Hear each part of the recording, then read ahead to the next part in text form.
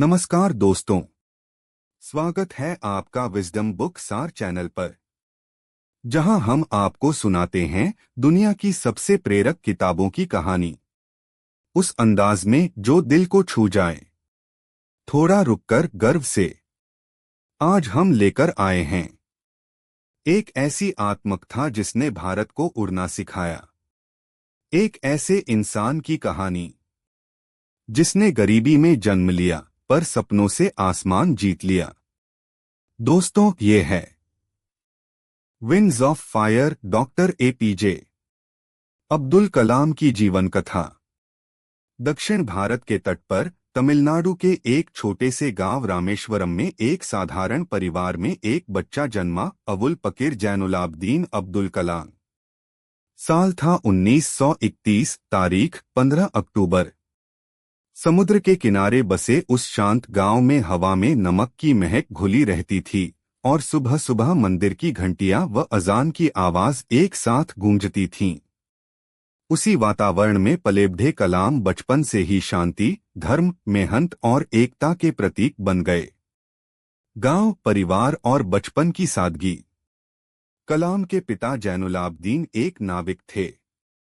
वे पढ़े लिखे नहीं थे, पर उनमें ईमानदारी और गहरी आध्यात्मिकता थी। उनकी माता आशियम्मा बेहद दयालु थीं। अक्सर वे गरीबों को खाना खिलातीं और कलाम को सिखातीं कि बेटा, जो दूसरों की सेवा करता है वही सबसे बड़ा इंसान होता है। घर बहुत बड़ा नहीं था। न मिट्टी के फर्श पर चादर बिछी होती थी, न कोई महंगी चीज।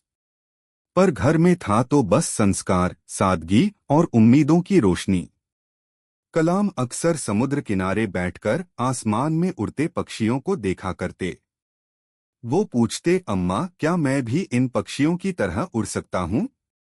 माँ मुस्कुराकर कहती, अगर तेरे सपने सच्चे हैं तो आसमान भी झुक जाएगा बेटा। पहली उड़ान, शिक्षा की शुरुआत। कलाम का स्कूल छोटा था, लेकिन वहाँ के टीचर बड़े महान थे। उनके पहले टीचर अयादुरै सोलोमन और शिवसुब्रमण्यम अय्यर ने उनकी सोच की दिशा बदल दी। अय्यर साहब ने एक बार कहा था, कलाम, अगर तू पक्षियों की उड़ान को समझना चाहता है तो पहले हवा से दोस्ती करनी होगी। यह वाक्य कलाम के दिल में गहराई तक उतर गया। वो दिन रात पढ़ाई में लग गए। उन्हें विज्ञान और गणित से गहरी लगाव था। जहां दूसरे बच्चे खेल में समय बिताते, कलाम रेत पर विमान के पंखों के डिजाइन बनाते। छोटा काम, बड़ा सपना। स्कूल के बाद वे अखबार बांटने का काम करते थे। सुबह 4 बजे उठकर ट्रेन से अखबार लेकर घर घर पहुंचाते ताकि घर की आर्थिक मदद कर सकें। वो कहते थे, गरीबी मेरे रास्ते की रुकावट नहीं बनी, बल्कि उसने मुझे मजबूत बनाया। उनके पिता ने कभी उन्हें अमीर बनने का सपना नहीं दिखाया, बल्कि कहा, कलाम, नेक इंसान बनो, अमीरी खुद तुम्हारे पीछे आएगी। कॉलेज की राह और संघर्ष। मैट्रिक पास करने के बाद कलाम ने सेंट जोसेफ कॉलेज, तिरुचिरापल्ली में दाखिला लिया। यह पहली बार था जब वे अपने गांव से दूर गए। शहर की भीड़, कॉलेज की जिंदगी, सब नया था। लेकिन उनके अंदर एक ही सपना जल रहा था, आसमान में उड़ने का। वे फिजिक्स में स्नातक हुए और फिर मद्रास इंस्टीट्यूट ऑफ टेक्नोलॉजी, मिट में एरोनॉटिकल इंजीनियरिंग के लिए दाखिला लिया। यहां उनकी जिंदगी ने सच में मोड़ लिया। मिट में एक प्रोजेक्ट था, छात्रों को विमान का मॉडल बनाना था। कलाम की टीम पीछे चल रही थी। प्रोफेसर ने गुस्से में कहा, कलाम, अगर तुमने 2 दिन में मॉडल पूरा नहीं किया तो तुम्हारी स्कॉलरशिप रद्द कर दूंगा। कलाम ने 2 दिन रात बिना सोए काम किया और समय पर शानदार मॉडल तैयार कर दिया। प्रोफेसर ने मुस्कुराकर कहा, मैंने तुमसे सख्ती इसलिए की ताकि तुम जानो कि असली मेहनत क्या होती है। उस पल कलाम को एहसास हुआ कि जीवन की ऊंचाई केवल अनुशासन और समर्पण से ही मिलती है। पहला सपना, फ्लाइंग ऑफिसर बनना। मिट से निकलने के बाद कलाम ने इंडियन एयरफोर्स में पायलट बनने के लिए आवेदन किया। वो सिलेक्शन लिस्ट में 9वां स्थान लाए, जबकि केवल 8 लोगों का चयन हुआ। उनका सपना टूट गया। वे मायूस हो गए, क्या मेरी उड़ान यहीं खत्म हो गई? लेकिन तभी वे ऋषिकेश गए, जहां उन्होंने स्वामी शिवानंद से मुलाकात की। स्वामी जी ने कहा, बेटा, अगर तुम आसमान में नहीं उड़ पाए तो जमीन पर रहकर दूसरों को उड़ान दो। ये शब्द उनके जीवन का नया रास्ता बन गए। उन्होंने निश्चय किया, अब वे वैज्ञानिक बनेंगे और अपने देश के लिए रॉकेट बनाएंगे। डीआरडीओ की शुरुआत 1958 में वे रक्षा अनुसंधान और विकास संगठन डीआरडीओ में शामिल हुए। यहां उनका काम था छोटे विमान और मिसाइल सिस्टम के डिजाइन पर। वो कहते थे, मेरे पास साधन कम थे पर संकल्प बहुत बड़ा था। उनकी मेहनत ने वरिष्ठ वैज्ञानिकों का ध्यान खींचा और कुछ ही सालों बाद उन्हें बुलावा मिला। भारतीय अंतरिक्ष अनुसंधान संगठन इसरो से। नई शुरुआत इसरो की दुनिया में कदम। साल था 1969 जब डॉक्टर एपीजे अब्दुल कलाम को ISRO Indian space research organisation में नियुक्ति मिली। यह वही समय था जब भारत विज्ञान के क्षेत्र में अपने पंख फैलाना चाहता था।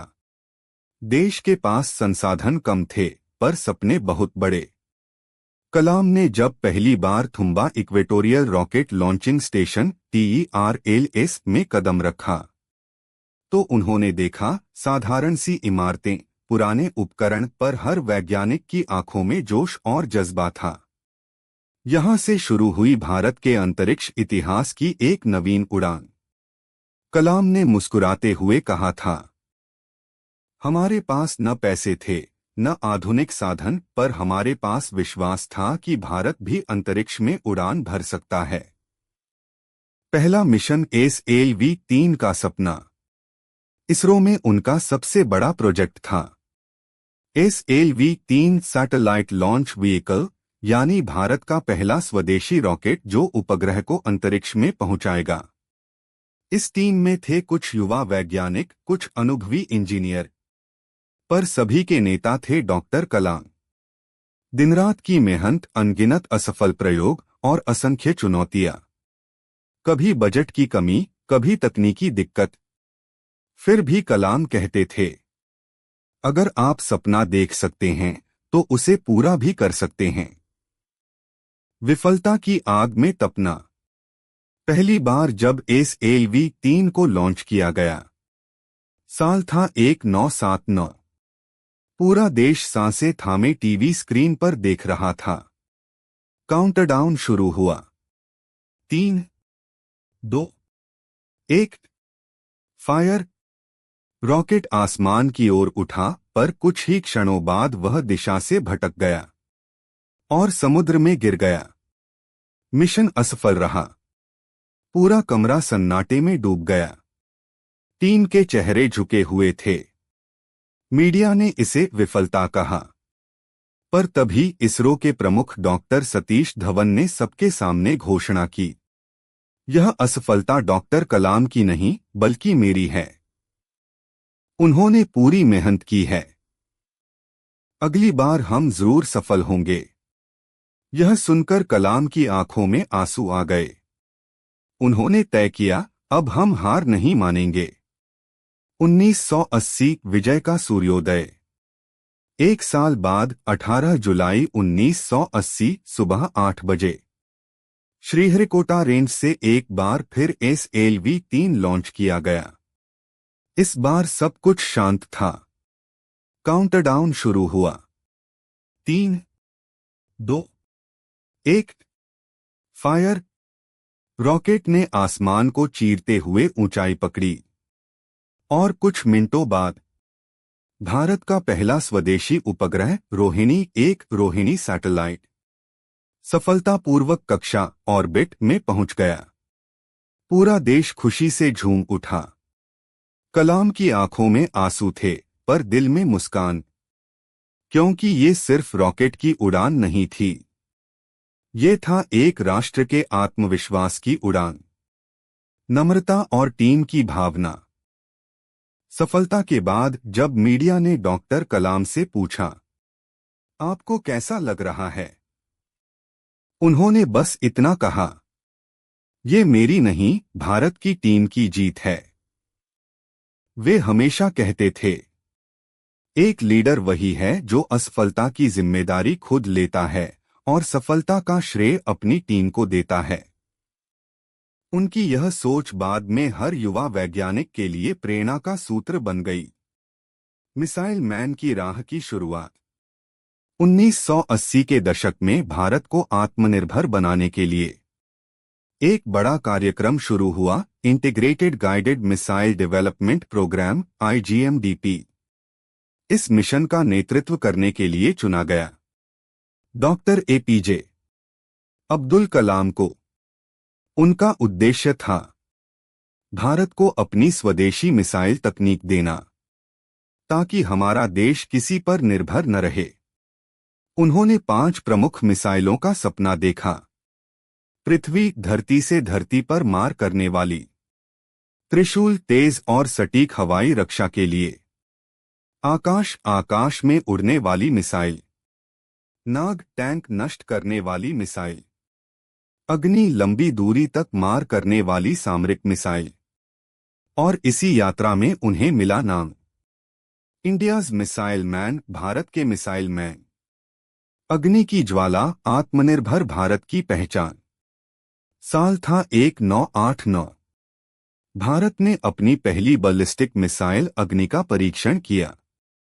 पूरा देश रोमांचित था। डॉक्टर कलाम ने लॉन्च बटन दबाया और जैसे ही रॉकेट ने आसमान को छुआ, चारों ओर गूंज उठा, जय हिंद। यह सिर्फ एक मिसाइल नहीं थी, यह भारत की तकनीकी स्वतंत्रता का प्रतीक थी। कलाम ने कहा था, मैं नहीं चाहता कि मेरा देश दूसरों की तकनीक का उपभोक्ता बने, बल्कि मैं चाहता हूं कि हम खुद अपनी राह बनाएं। साधारण इंसान, असाधारण सोच। सफलताओं के बावजूद कलाम की सादगी वही रही। वे बड़े पद पर थे, पर जीते थे छोटे मन से। वे कहते थे, मैंने कभी बड़े बंगले या धन की इच्छा नहीं की। मुझे बस इतना चाहिए कि मेरे देश के हर बच्चे को सपने देखने की आजादी मिले। उनका जीवन धीरे धीरे एक दर्पण बन गया, जिसमें हर भारतीय अपनी संभावना और शक्ति देख सकता था। सीख, असफलता से सफलता की ओर। SLV-3 की विफलता से लेकर अग्नि की सफलता तक की यात्रा में डॉक्टर कलाम ने साबित किया कि असफलता अंत नहीं, बल्कि शुरुआत होती है। वे कहते थे, फेल का मतलब है फर्स्ट अटेम्प्ट इन लर्निंग, सीखने का पहला प्रयास। और सच में हर असफलता ने उन्हें और मजबूत किया। नई सुबह, सफलता की उड़ान। साल था 1990 का दशक। भारत एक नई दिशा में बढ़ रहा था, विज्ञान, तकनीक और आत्मनिर्भरता की ओर। और इस बदलाव के केंद्र में थे डॉक्टर APJ अब्दुल कलाम, जो अब तक मिसाइल मैन के नाम से देश भर में प्रसिद्ध हो चुके थे। उनकी मेहनत और नेतृत्व में भारत ने पृथ्वी, त्रिशूल, आकाश, नाग और अग्नि जैसी मिसाइलें तैयार कर ली थीं। हर सफल परीक्षण के साथ देश की वैज्ञानिक प्रतिष्ठा नई ऊंचाई पर पहुंचती जा रही थी। पर कलाम के लिए ये सिर्फ मिसाइलें नहीं थीं, ये थीं राष्ट्र के आत्मसम्मान की प्रतीकें।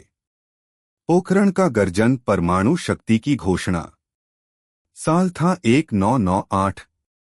राजस्थान के रेगिस्तान में एक गुप्त मिशन की तैयारी चल रही थी, पोखरण परमाणु परीक्षण। यह मिशन इतना गुप्त था कि कुछ ही लोगों को इसकी जानकारी थी। इस मिशन के तकनीकी प्रमुख थे डॉक्टर APJ अब्दुल कलाम और वैज्ञानिक राजागोपाल चिदंबरम। 11 मई 1998 की सुबह रेगिस्तान के नीचे जमीन कांप उठी। 3 धमाकेदार परीक्षणों ने दुनिया को चौंका दिया। भारत ने दुनिया को बताया, हम शांति के पक्षधर हैं, लेकिन हमारी शांति कमजोर नहीं। उस दिन कलाम ने कहा था, ये विस्फोट किसी देश को डराने के लिए नहीं, बल्कि अपने आत्मविश्वास को जगाने के लिए हैं। पूरा भारत झूम उठा। भारत अब आत्मनिर्भर है। जनता के दिलों का वैज्ञानिक। पोखरण के बाद कलाम एक राष्ट्रीय नायक बन चुके थे। हर बच्चा, हर युवा, हर नागरिक उन्हें अपने दिल में बसाने लगा। लोग कहते थे, वो वैज्ञानिक जो मिसाइल बनाता है पर बात करता है सपनों की। कलाम जहां भी जाते, बच्चे उन्हें घेर लेते। सर, हमें क्या करना चाहिए ताकि हम भी आपके जैसे बन सकें? और वो मुस्कुराकर कहते, सपने वो नहीं जो सोते वक्त देखे जाते हैं। सपने वो हैं जो आपको सोने नहीं देते। उनका यही अंदाज उन्हें जनता के वैज्ञानिक, पीपल्स साइंटिस्ट बना गया। राष्ट्रपति बनने की राह। साल था 2002। भारत की संसद में चर्चा थी, अगला राष्ट्रपति कौन बनेगा? हर दल, हर विचारधारा एक नाम पर सहमत हुई। डॉक्टर एपीजे अब्दुल कलाम। जुलाई 2002 में। रामेश्वरम का वो साधारण बालक जिसने कभी अखबार बांटे थे, अब देश के राष्ट्रपति भवन में प्रवेश कर रहा था। यह इतिहास का अद्भुत क्षण था, जब एक वैज्ञानिक, एक शिक्षक, एक इंसान भारत के राष्ट्रपति बन गया। लोगों ने उन्हें नाम दिया, पीपल्स प्रेसिडेंट, जनता के राष्ट्रपति।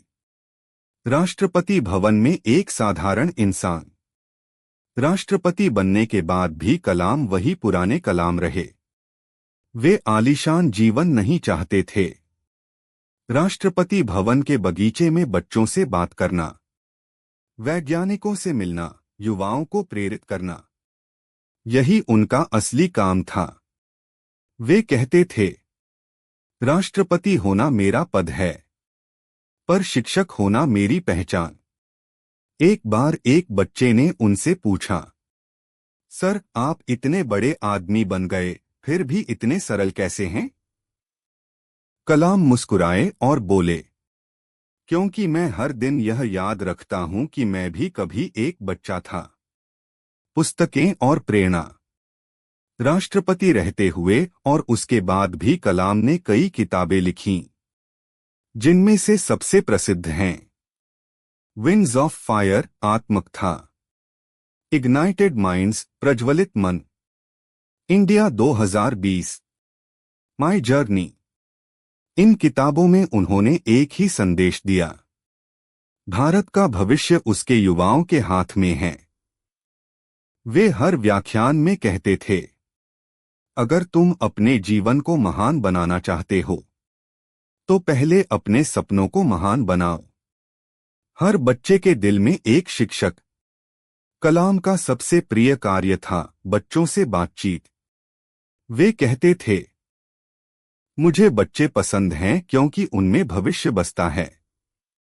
वे स्कूलों और कॉलेजों में जाकर बच्चों से सवाल पूछते, हंसते और कहते, knowledge with action converts dreams into reality.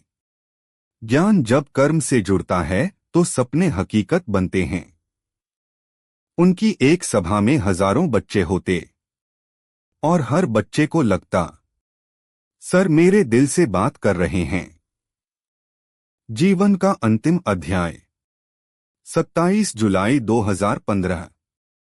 कलाम मेघालय के आईआईएम शिलोंग में छात्रों को संबोधित कर रहे थे। उनका विषय था creating a liveable planet earth, एक रहने योग्य धरती का निर्माण। वे मंच पर खड़े होकर कह रहे थे, अगर हर युवा अपना कर्तव्य समझ ले तो भारत दुनिया का सबसे महान राष्ट्र बन जाएगा। इतना कहते हुए वे अचानक गिर पड़े। छात्र भागे, डॉक्टर बुलाए गए, पर भगवान ने अपने इस फरिश्ते को अपने पास बुला लिया। कलाम चले गए, पर उनकी मुस्कान, उनके शब्द और उनका सपना हर भारतीय के दिल में बस गया। एक ऐसी विरासत जो अमर है। डॉक्टर कलाम का जीवन हमें यह सिखाता है कि अगर तुम्हारे पास सपने हैं तो तुम अकेले नहीं हो। अगर तुम्हारे पास मेहनत है तो असफलता भी शिक्षक बन जाती है। और अगर तुम्हारे पास नीयत सच्ची है तो आसमान भी झुक जाता है। उनके शब्द आज भी गूंजते हैं। You have to dream before your dreams can come true. तुम्हें सपने देखने होंगे, तभी वो सच होंगे। समाप्ति पर एक प्रेरक संदेश। डॉक्टर एपीजे अब्दुल कलाम का जीवन एक किताब नहीं, एक आंखें खोलने वाला अनुभव है। रामेश्वरम की मिट्टी से लेकर राष्ट्रपति भवन की ऊंचाई तक उनकी कहानी हर इंसान को यही सिखाती है। कभी मत सोचो कि तुम छोटे हो। जो आसमान को देखता है वही उड़ सकता है। शुरुआत से सबक, साधारणता में महानता। डॉक्टर एपीजे अब्दुल कलाम का जीवन यह सिखाता है कि महानता अमीरी या सुविधा से नहीं बल्कि सोच से आती है। वो कहते थे, मैंने कभी सफलता के पीछे नहीं भागा, मैंने बस अपने काम से प्रेम किया और सफलता खुद मेरे पीछे आई। रामेश्वरम के छोटे से घर में पला वो बच्चा जिसके पास न पैसा था न आधुनिक शिक्षा, फिर भी उसने अपने सपनों की उड़ान से पूरे देश को गौरवान्वित कर दिया। उनका पहला सबक था, जो तुम्हारे पास है उसी से शुरुआत करो। सही समय, सही साधन, सही लोग, इनका इंतजार मत करो। कलाम ने अपने पास जो था उसी से आसमान छूने की शुरुआत की। असफलता सबसे बड़ा शिक्षक। कलाम का जीवन इस बात का जीवंत उदाहरण है कि विफलता ही असली सफलता की जननी है। जब SLV-3 मिशन असफल हुआ तो उन्होंने अपनी टीम को कहा, यह हमारी असफलता नहीं, यह हमारा अनुभव है। हम असफल नहीं हुए, हम सीखने लगे हैं। वे हमेशा कहते थे, फेल का मतलब है फर्स्ट अटेम्प्ट इन लर्निंग। हर हार के बाद वे मुस्कुराते, फिर से उठते और कहते, अब की बार बेहतर करेंगे। यही था उनकी उड़ान का रहस्य। हार को रुकावट नहीं, प्रेरणा मानना। टीमवर्क, एक साथ उड़ने की कला।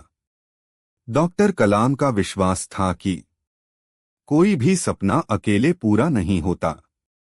वे कहते थे, अगर तुम तेज जाना चाहते हो तो अकेले चलो, लेकिन अगर दूर तक जाना चाहते हो तो साथ चलो। इसरो और DRDO में उन्होंने हर सदस्य को लीडर की तरह देखा। वो हर किसी की राय सुनते, हर सफलता का श्रेय टीम को देते और हर असफलता की जिम्मेदारी खुद लेते। इसलिए उनके साथी उन्हें लीडर विथ लव कहा करते थे। सपने जीवन की दिशा। विंग्स ऑफ फायर का असली संदेश है सपनों की ताकत। कलाम कहते थे, dream is not what you see when you sleep, dream is what doesn't let you sleep. सपना वो नहीं जो सोते वक्त दिखे, सपना वो है जो आपको सोने न दे। वे हर बच्चे से कहते, अपने भीतर का साइंटिस्ट, टीचर या आर्टिस्ट ढूंढो। हर कोई किसी न किसी चीज में महान बन सकता है, अगर वह खुद पर विश्वास करे। उनके लिए हर बच्चा एक संभावित कलाम था। स्वावलंबन, आत्मनिर्भर भारत का विजन। कलाम का सपना था इंडिया 2020, एक विकसित भारत। वे मानते थे कि भारत केवल तब महान बनेगा जब हर नागरिक खुद को जिम्मेदार समझे। अगर तुम देश बदलना चाहते हो तो पहले खुद को बदलो। वे कहते थे, राष्ट्र का विकास सरकार नहीं करती, राष्ट्र का विकास उसके नागरिक करते हैं। उनके लिए आत्मनिर्भरता का अर्थ केवल तकनीक नहीं, बल्कि सोच की स्वतंत्रता था। आध्यात्मिकता और विज्ञान का संगम। कलाम के जीवन की सबसे सुंदर बात यह थी कि वे विज्ञान और अध्यात्म दोनों को एक मानते थे। वे कहते थे, विज्ञान मुझे तार्किक बनाता है और अध्यात्म मुझे विनम्र बनाता है। हर सुबह वे प्रार्थना करते, फिर प्रयोगशाला में काम करते। उनका मानना था, प्रार्थना तुम्हारे विचारों को शुद्ध करती है और शुद्ध विचार तुम्हें सफलता की ओर ले जाते हैं। उनकी किताबों में भी यह सामंजस्य झलकता है। जहां रॉकेट्स और मिसाइलों के बीच मानवता और शांति की बातें छिपी हैं। शिक्षा राष्ट्र निर्माण की नींव। कलाम के अनुसार शिक्षक ही राष्ट्र की आत्मा बनाता है। वे कहते थे, अगर किसी शिक्षक ने एक बच्चे के भीतर उत्साह जगा दिया तो वह बच्चा पूरी दुनिया बदल सकता है। इसीलिए उन्होंने राष्ट्रपति बनने के बाद भी हर स्कूल और कॉलेज में जाकर बच्चों से बातचीत जारी रखी। वे हर जगह एक ही प्रश्न पूछते थे, what is your dream for India? और हर बच्चे की आंखों में वे भविष्य का भारत देख लेते थे। जीवन के 5 मंत्र। Columns 5 rules for success. सपना देखो, क्योंकि सपने तुम्हारी दिशा तय करते हैं। मेहनत करो, बिना मेहनत के कोई उड़ान नहीं होती। सीखते रहो, हर असफलता एक नया सबक देती है। सकारात्मक सोच रखो, परिस्थितियां नहीं, दृष्टिकोण मायने रखता है। दूसरों को प्रेरित करो, सच्ची सफलता वही है जो दूसरों की जिंदगी बदल दे। कलाम का राष्ट्र प्रेम। कलाम कभी राजनीति के व्यक्ति नहीं थे, पर देश के सच्चे सेवक जरूर थे। उनकी हर सांस में भारत बसता था। वे कहते थे, मैं भारत को 21वीं सदी का विकसित राष्ट्र बनते देखना चाहता हूं। उनकी बातें आज भी संसदों और स्कूलों में गूंजती हैं। वे हमें यह याद दिलाते हैं कि देश तभी बदलता है जब उसके नागरिक सपने देखना नहीं छोड़ते। प्रेरक किस्से जो अमर हो गए। एक अखबार बांटने वाला वैज्ञानिक। एक बार एक पत्रकार ने पूछा, आप इतने बड़े वैज्ञानिक हैं, क्या कभी गरीबी ने आपको तोड़ा? कलाम बोले, नहीं, गरीबी ने मुझे गढ़ा। उसने मुझे सिखाया कि मेहनत का कोई विकल्प नहीं। 2 बच्चों के साथ राष्ट्रपति। राष्ट्रपति भवन में एक दिन उन्होंने बच्चों को आमंत्रित किया। बच्चे झिझक रहे थे कि वे कहां बैठें। कलाम ने खुद जमीन पर बैठकर कहा, अब बैठो, यह तुम सबका घर है। 3 पंखों वाला पत्र। एक बच्चे ने उन्हें पत्र लिखा, सर, मेरे पास पंख नहीं हैं, पर मैं उड़ना चाहता हूं। कलाम ने जवाब में लिखा, पंख 2 तरह के होते हैं, एक शरीर के और एक सपनों के। अगर तुम्हारे पास सपने हैं तो तुम पहले से उड़ रहे हो। अंतिम सीख, अपने भीतर के कलाम को जगाओ। विंग्स ऑफ फायर केवल एक आत्मकथा नहीं, यह एक जीवन मार्गदर्शिका है। यह किताब हमें यह सिखाती है कि हर इंसान के भीतर आग के पंख, विंग्स ऑफ फायर, होते हैं, जो उसे ऊंचा उड़ने की शक्ति देते हैं, अगर वो खुद पर विश्वास करे। कलाम कहते थे, हर इंसान के भीतर ऊर्जा का स्रोत है। जब वह उसे पहचान लेता है तो उसकी उड़ान को कोई नहीं रोक सकता। अंतिम संदेश, एटर्नल मैसेज। तुम्हारा भविष्य तुम्हारे सपनों पर निर्भर है, इसलिए बड़े सपने देखो। जब तुम्हारे सपनों में देश शामिल होगा, तब तुम्हारा जीवन अर्थपूर्ण बनेगा। समाप्ति, एक अमर प्रेरणा। रामेश्वरम का वो साधारण बालक जिसने नमक की हवा में सांस ली, अब करोड़ों दिलों की धड़कन बन गया है। उसके सपनों ने भारत को उड़ान दी। उसके शब्दों ने पीढ़ियों को दिशा दी। वो चला गया, पर उसकी आवाज अब भी गूंजती है। उठो, जागो और तब तक मत रुको जब तक लक्ष्य प्राप्त न हो जाए। एक यात्रा जो हर भारतीय की है। विंग्स ऑफ फायर केवल डॉक्टर एपीजे अब्दुल कलाम की कहानी नहीं। यह हर उस व्यक्ति की कहानी है जो सपना देखने की हिम्मत रखता है। यह एक ऐसे लड़के की कहानी है जिसने रामेश्वरम की तंग गलियों से उड़ान भरी और राष्ट्रपति भवन की ऊंचाइयों तक पहुंच गया। बिना शिकायत, बिना रुकावट, सिर्फ विश्वास के सहारे। उनका जीवन कहता है, कठिन रास्ते अक्सर सुंदर मंजिलों तक ले जाते हैं। रामेश्वरम की यादें, जड़ें कभी नहीं भूली। राष्ट्रपति बनने के बाद भी कलाम हर साल अपने गांव जाते थे। वहां वे उसी पुराने घर की चौखट पर बैठते जहां बचपन में अम्मा से पराठे खाते थे और पिताजी के साथ मंदिर व मस्जिद के पास बैठते थे। वे कहते थे, जब भी मैं यहां आता हूं मुझे लगता है मैं फिर से उड़ना सीख रहा हूं। उनका गांव, उनका समुद्र, उनके लोग, यही थे उनकी पहचान और प्रेरणा का स्रोत। आध्यात्मिकता और सरलता, कलाम का आंतरिक संतुलन। कई लोग सोचते थे कि इतने बड़े वैज्ञानिक के भीतर इतनी शांति और आध्यात्मिकता कहां से आती है। कलाम जवाब देते, क्योंकि मैं जानता हूं कि विज्ञान हमें यह समझाता है कैसे चीजें होती हैं और अध्यात्म यह बताता है क्यों होती हैं।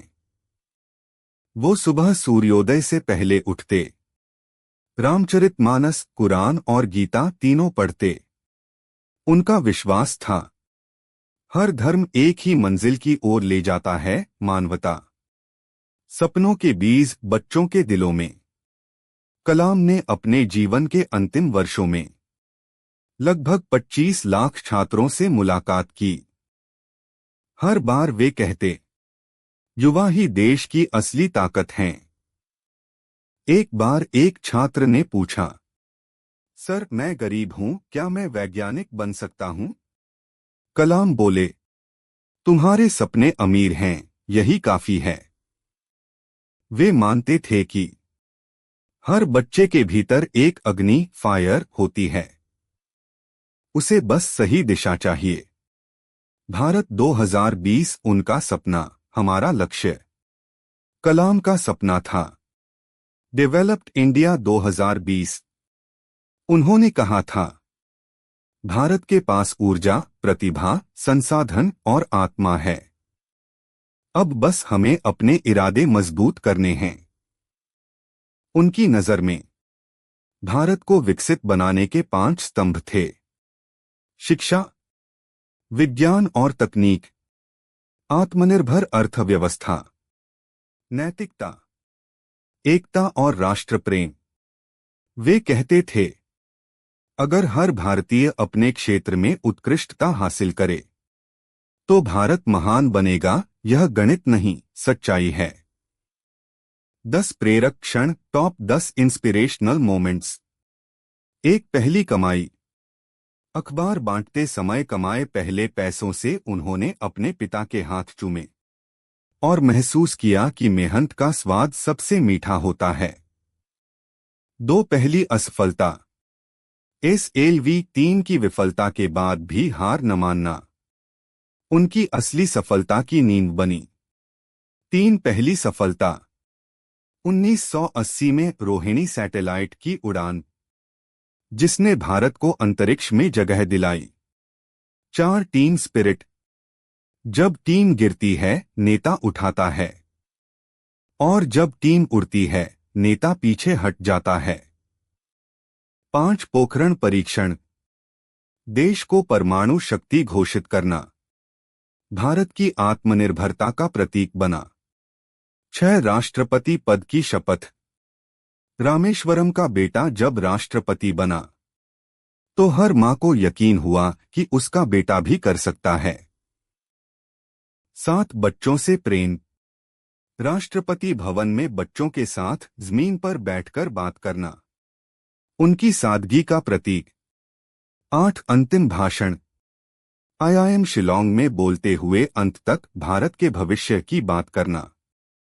9 सपनों की परिभाषा। Dream is what doesn't let you sleep. दुनिया का सबसे प्रसिद्ध प्रेरक वाक्य। 10 विदाई के बाद अमरता।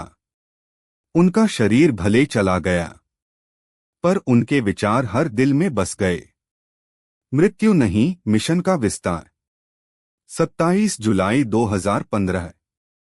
वो मंच पर गिरे, पर अधूरे शब्दों में अमर हो गए, क्योंकि उनके जाने के बाद भी हर स्कूल, हर कॉलेज, हर प्रयोगशाला में उनकी आवाज गूंजती रही।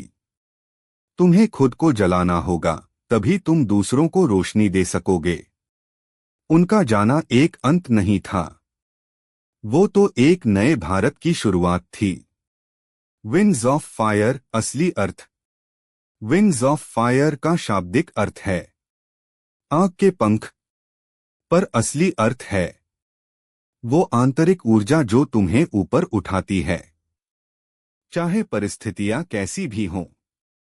हर इंसान के पास ऐसे पंख हैं, बस उन्हें पहचानने की जरूरत है। कलाम कहते थे, अगर तुम्हें उड़ना है तो पहले अपने भीतर के डर को हराना होगा। देश के लिए अंतिम वसीयत। कलाम ने अपनी अंतिम किताब में लिखा था, When I am gone, don't cry for me. Instead, pick up my dream and complete it. जब मैं चला जाऊं, मेरे लिए मत रोना, बल्कि मेरा सपना पूरा करना। और यही सपना है, भारत को एक विकसित, शिक्षित और एकजुट राष्ट्र बनाना। विंग्स ऑफ फायर की आत्मा, एक प्रेरणा, एक मिशन। यह किताब सिखाती है कि परिस्थिति कैसी भी हो, कभी हार मत मानो। सफलता का रास्ता कठिन जरूर है, पर असंभव नहीं। सच्चा नेतृत्व विनम्रता में बसता है। और सबसे बढ़कर, हर इंसान में एक कलाम छिपा है। एक इंसान, एक सपना, एक राष्ट्र। डॉक्टर एपीजे अब्दुल कलाम। प्रस्तावना, आग के पंखों की कहानी। विंग्स ऑफ फायर केवल एक आत्मकथा नहीं, बल्कि एक ऐसी प्रेरणाकथा है जिसने करोड़ों दिलों में आग जलाई। यह कहानी है एक छोटे से शहर रामेश्वरम के साधारण लड़के की, जिसने गरीबी, संघर्ष और असफलताओं के बीच अपने सपनों को उड़ान दी और बन गया भारत का मिसाइल मैन। यह कहानी बताती है कि अगर तुम्हारे सपने सच्चे हैं तो किस्मत को भी झुकना पड़ता है। शुरुआत, साधारण परिवार, असाधारण सोच। डॉक्टर एपीजे अब्दुल कलाम का जन्म 15 अक्टूबर 1931 को हुआ।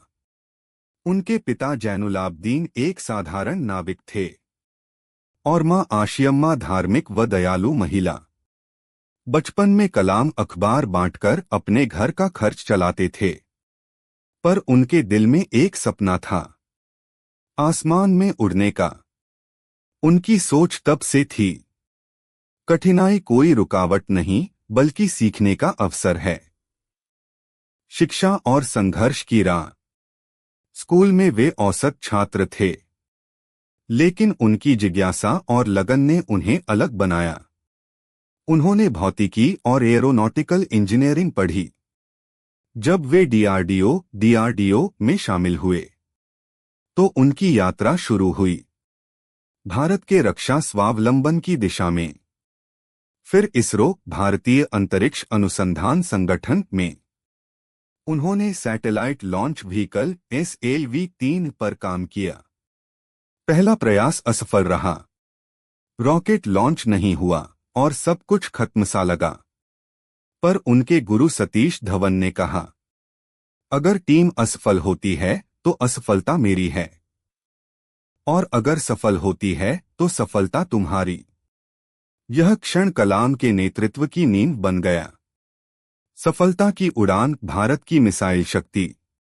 1980 में जब रोहिणी सैटेलाइट अंतरिक्ष में पहुंचा, तब भारत आत्मनिर्भर बन गया।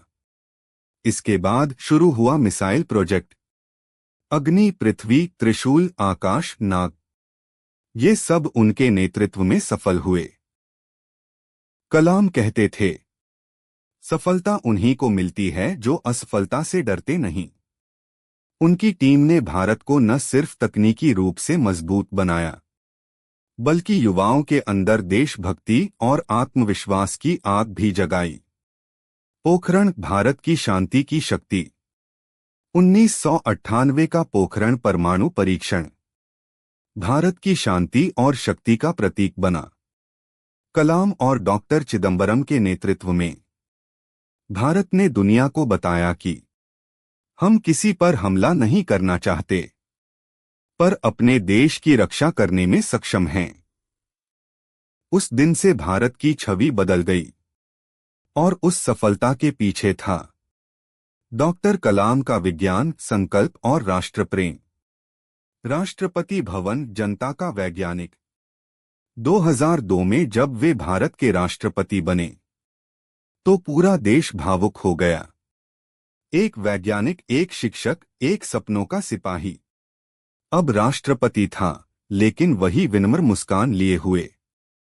राष्ट्रपति भवन में वे बच्चों से मिलते, बातें करते और कहते, सपने वो नहीं जो सोते वक्त देखे जाते हैं, सपने वो हैं जो आपको सोने नहीं देते।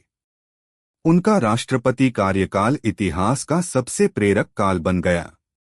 जनता के दिल में जीवित नेता। राष्ट्रपति बनने के बाद भी कलाम ने खुद को टीचर, शिक्षक के रूप में पहचाना। वे कहते थे, अगर मैं दोबारा जन्म लूं, तो फिर से शिक्षक बनना चाहूंगा। वे हर साल हजारों बच्चों से मिलते, उन्हें सपने दिखाते और विश्वास दिलाते कि भारत का भविष्य उनके हाथों में है। आध्यात्मिकता और सादगी। कलाम की ताकत सिर्फ विज्ञान नहीं थी, वो थे भीतर से आध्यात्मिक और दयालु। वे सुबह ध्यान करते, कुरान और गीता दोनों पढ़ते। कहते, धर्म इंसानों को जोड़ने के लिए है, तोड़ने के लिए नहीं। उनका जीवन एक सेतु था, जहां विज्ञान और अध्यात्म साथ चलते थे। अंतिम क्षण, विदाई नहीं, विरासत। 27 जुलाई 2015 को वे IIM शिलांग में छात्रों को भाषण दे रहे थे। विषय था एक बेहतर धरती का निर्माण। मंच पर बोलते बोलते वे गिरे और हमेशा के लिए अमर हो गए। उनके आखिरी शब्दों में भी भविष्य और युवा थे। वो उस काम को करते हुए गए जो उन्हें सबसे प्रिय था, युवाओं को प्रेरित करना। विंग्स ऑफ फायर की आत्मा, सीख जो जिंदगी बदल दे। एक सपने देखो और उन्हें सच करने की हिम्मत रखो। 2 असफलता को गुरु बनाओ, दुश्मन नहीं। 3 नेतृत्व का मतलब दूसरों को ऊपर उठाना है। 4 विज्ञान का मकसद मानवता की सेवा है। 5 हर भारतीय अपने क्षेत्र में श्रेष्ठ बने, यही राष्ट्र निर्माण है।